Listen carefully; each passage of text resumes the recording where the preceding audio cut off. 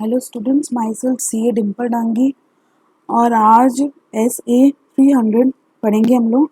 SA 300 planning and audit of financial statement. अब financial statement का audit सिर्फ करने से पहले प्लानिंग करना बहुत ज़रूरी है, तो ये पूरा एस पे डील करता है। ऑब्जेक्टिव क्या रहेगा एस का कि हम लोग को प्लान करना पड़ेगा ऑडिट, ताकि ऑडिट जो हम लोग करेंगे वो इफेक्टिव मैनर में हो सके। प्लानिंग, अब प्लानिंग टू एस्टेब्लिश और ओवरऑल स्ट्रैटेजी। प्लानिंग इसलिए करते हैं कि ताकि हम लोग स्ट्रैटेजी बना सकें। तो बेनिफिट्स ऑफ प्लानिंग क्या क्या होता है? फर्स्ट बेनिफिट ये है प्लानिंग करने का कि हम लोग अटेंशन दे पाएंगे इंपॉर्टेंट एरियाज को और रिजॉल्व करेंगे पोटेंशियल प्रॉब्लम्स को। Organise and manage audit engagement, selection of team members, direction दे पाएंगे और सुपरविजन कर पाएंगे। Assisting in coordination of work, coordination आ पाएगा। component auditor and expert, done by the component auditor and expert। अब नेचर टाइम एंड कितना planning करना होगा वो वेरी करेगा। Size and complexity of the entity, key engagement team members, previous experience, क्या previous experience रह चुका है, उस पर डिपेंड होगा कि कितना प्लानिंग करना। अगर रिस्क बहुत ज़्यादा मिला था पिछले वाले ऑडिटर को, मतलब प्रीवियस अगर मैंने ऑडिट किया था, तो इस बार हम लोग ज़्यादा प्लानिंग करेंगे कि ताकि हम लोग के रिस्क कम हो जाए। Change in circumstances occur during the audit, कोई भी चेंजेस अगर आया है तो। Need to consider prior to identification and assessment of ROM matters such as, ये सब prior to the identification and assessment करना है ROM का। Risk of material statement identify करने से पहले ये सब चीज़ें हम लोग को करनी पड़ेगी। एनालिटिकल प्रोसीजर करना पड़ेगा, अंडरस्टैंड करना पड़ेगा legal and regulatory framework, materiality determine करना पड़ेगा। एक्सपर्ट की इन्वॉल्वमेंट अगर चाहिए तो करनी पड़ेगी। Performance of other REP, risk assessment procedure other perform करना पड़ेगा। प्रिलिमिनरी इंगेजमेंट एक्टिविटीज, ऑडिट शुरू होने से पहले जो हम लोग एक्टिविटी करते हैं उसको बोलते हैं preliminary engagement activities. Following activities होती है at the beginning of the current audit engagement. क्या करना पड़ेगा? एक तो परफॉर्म करेगा प्रोसीजर SA 220 जो बोलता है continuance and relationship with the client, उसको प्रोसीजर को परफॉर्म करना पड़ेगा एक कोई भी इंगेजमेंट शुरू होने से पहले। इवेल्युएट करना, मतलब इसका मतलब कि इंटीग्रिटी वगैरह जो भी चेक करनी है वो चेक करनी पड़ेगी। इवेल्युएट कंप्लाइंस के हम लोग एथिकल रिक्वायरमेंट का कंप्लाइंस कर रहे हैं, इंडिपेंडेंस वगैरह का। Understand in terms of the engagement ऐसे 220 के अनुसार। और जो प्रिलिमिनरी इंगेजमेंट एक्टिविटीज के वजह वो क्या करता है? इनेबल करता है to plan audit engagement for which maintain independence, no issue with management integrity that may affect auditor willingness to continue. तो इन्हीं प्रिलिमिनरी इंगेजमेंट करने से बेनिफिट क्या मिलता है? प्लानिंग के अंदर हम लोग ये देख पाते हैं कि हाँ हम लोग इंडिपेंडेंस मेंटेन कर पा रहे हैं, कोई भी इश्यू नहीं है मैनेजमेंट इंटीग्रिटी के साथ, और नो मिसअंडरस्टैंडिंग है क्लाइंट और एंगेजमेंट के अंदर। क्लाइंट और हम लोग के एंगेजमेंट टीम के अंदर कोई मिसअंडरस्टैंडिंग नहीं है। प्लानिंग एक्टिविटीज ओवरऑल स्ट्रेटेजी से ही एक ऑडिट प्लान बनता है। In establishing overall audit strategy, auditor shall overall audit strategy बनाते समय क्या ध्यान रखना पड़ेगा उसको 4 चीजें करनी पड़ेगी। तो आइडेंटिफाई करना पड़ेगा characteristics of the engagement, reporting objectives क्या है, टाइमिंग ऑफ ऑडिट क्या है हम लोग का, नेचर ऑफ कम्युनिकेशन क्या रहेगा, ये सब चीजें उसको देखनी पड़ेगी कि हाँ ठीक है एंगेजमेंट का कैरेक्टरिस्टिक्स क्या है, उसके अकॉर्डिंग ही वो प्लान करेगा।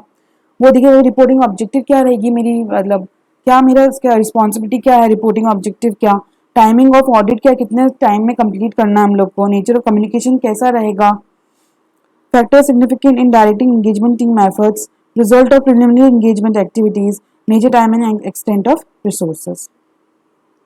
स्ट्रैटेजी क्या करता है? असिस्ट करता है ऑडिटर को। क्या हेल्प करेगा स्ट्रैटेजी? वो रिसोर्स डिप्लॉय करने में काम आएगा जो स्पेसिफिक एरियाज के अंदर, ऑडिट एरियाज के अंदर। Amount of resources deploy to specific audit areas and to specific audit areas. When these resources are to be deployed, कब डिप्लॉय करना पड़ेगा हम लोग को रिसोर्सेज, हाउ रिसोर्सेज को मैनेज वगैरह कैसे करना पड़ेगा। List of examples of consideration in establishing overall audit strategy.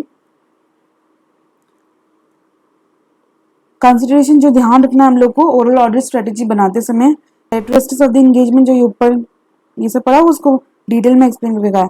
Characteristics of the engagement मतलब क्या, FRF क्या रहेगा, फाइनेंशियल रिपोर्टिंग फ्रेमवर्क क्या रहेगा हम लोग का, इंडस्ट्री स्पेसिफिक कोई रिपोर्टिंग तो नहीं है हम लोग के यहाँ पर। रिपोर्टिंग करेंसी क्या होगी, एक्सपेक्टेड ऑडिट कवरेज, कितना कवरेज करना पड़ेगा, नंबर ऑफ कंपोनेंट्स को हम लोग को कितना ऑडिट करना पड़ेगा। कंट्रोल रिलेशनशिप कैसा होगा पेरेंट्स और कंपोनेंट के बीच में।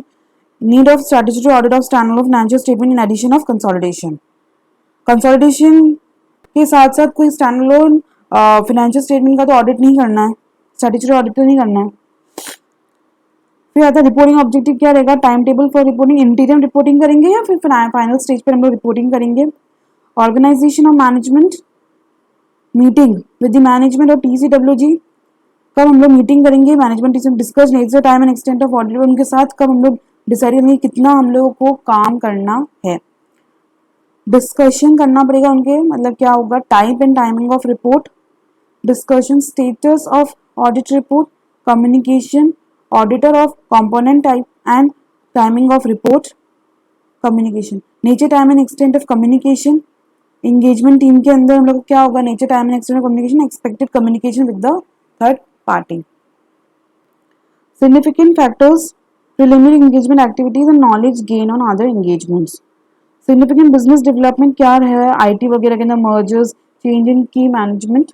Significant industry में क्या development हुआ है वो देखना होगा हम लोग को। Significant change in FRF, कोई FRF में changes तो नहीं है। Other significant development, change in legal environment, preliminary identification of areas, high risk ROMM, जहाँ high ROMM है उसको identify करेंगे हम लोग। Impact of assessed risk of material statement over financial statement level on direction, supervision and review। जो उन्होंने assess किया risk of material statement उसका अगर क्या बोलते हैं ना फाइनेंशियल स्टेटमेंट पे और फाइनेंशियल स्टेटमेंट ऑन उससे डायरेक्शन सुपरविजन पे भी फर्क पड़ता है।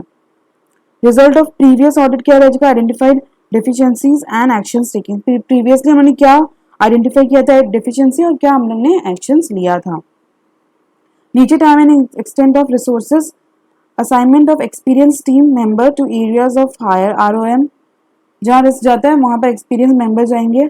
इंगेजमेंट बजटिंग, बजटिंग डिसाइड कराना पड़ेगा। Appropriate amount of time to be set aside for areas with higher ROMM, जहाँ रिस्क जाता है वहाँ रिसोर्सेज भी ज़्यादा। Develop audit plan, include description of audit plan में क्या क्या हम लोग इंक्लूड होंगे, nature time and extend of plan RAP, कितना RAP करना है हम लोग को, नेचर टाइम एंड FAP कितना करना है, फर्दर ऑडिट प्रोसीजर कितना करना है असर्शन लेवल पे, other plan audit procedures. Auditor to plan nature time and extent of direction and supervision of engagement team members. Nature time and extent कैसे, अगर जो भी auditor to plan nature time and extent of direction कितना करना पड़ेगा, direction और supervision वो depend होता है फैक्टर के ऊपर, कितना क्या साइज है एंटिटी की, क्या कॉम्प्लेक्सिटी ज़्यादा है या नहीं है, ऐसा एरिया ऑफ ऑडिट कौन सा है हम लोग का, रिस्क कितना है हम लोग का, कैपेबिलिटीज एंड कंपेटेंस हम लोग की कितनी है। Initial audit engagement, first time अगर हम लोगों ने ऑडिट कर रहे हैं तो उसको बोलते हैं इनिशियल ऑडिट एंगेजमेंट्स। तो कुछ ध्यान रखना पड़ता है इसमें प्लान करते समय। Undertake following activities prior to starting an initial audit, perform करना पड़ेगा प्रोसीजर ऐसे 220 जो बताता है। कम्युनिकेट करना पड़ेगा प्रीडेसेसर ऑडिटर से, जो पिछला रह चुका है ऑडिटर उससे कम्युनिकेट करना होता है। For initial audit additional matters auditor consider in establishing overall audit strategy and audit plan, क्या वो एडिशनल मैटर्स को कंसिडर करेगा। फर्स्ट करेगा कि arrangement with the predecessor auditor, example review predecessor auditor's working paper, उसके वर्किंग पेपर्स को वो review करेगा, मेजर को डिस्कस करेगा जो भी इशू है मैनेजमेंट के साथ। Audit procedure necessary to obtain sufficient appropriate audit evidences regarding opening balances, ऐसे 530 ओपनिंग बैलेंसेस वो परफॉर्म करेगा इनिशियल ऑडिट एंगेजमेंट के समय। वो देखेगा कि ओपनिंग बैलेंसेस सब जो भी बैलेंसेस आ रहे हैं बैलेंस शीट वगैरह के अंदर वो सही है कि नहीं। Other procedures required by firm quality control, कोई फर्म के अकॉर्डिंग तो कोई एडिशनल प्रोसीजर हम लोग को परफॉर्म तो नहीं करना है, तो वो ये सब चीजें देखेगा। फिर 300 ये बड़े वाले नोट्स है, पूरा आईसीआई का लैंग्वेज इसके अंदर।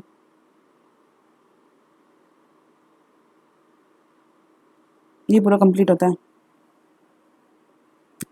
ठीक है, थैंक यू।